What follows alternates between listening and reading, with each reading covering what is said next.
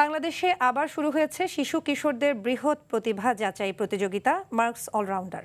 School college সহ সমমানের শিক্ষার্থীরা গান, নাচ, অভিনয়, চিত্রাঙ্কন, আবৃত্তি, গল্প বলা ও উপস্থিত বক্তৃতায় অংশ নিতে পারে। প্রতিযোগিতা আঞ্চলিক, বিভাগীয় ও জাতীয় এই ৩ ধাপে অনুষ্ঠিত হচ্ছে। বর্তমানে ঢাকা জোনের আঞ্চলিক পর্ব চলছে শহীদ পুলিশ স্মৃতি কলেজে। 3টি গ্রুপের সেরা 3 অলরাউন্ডার প্রত্যেকে পাবে 15 লাখ টাকার শিক্ষাবৃত্তি।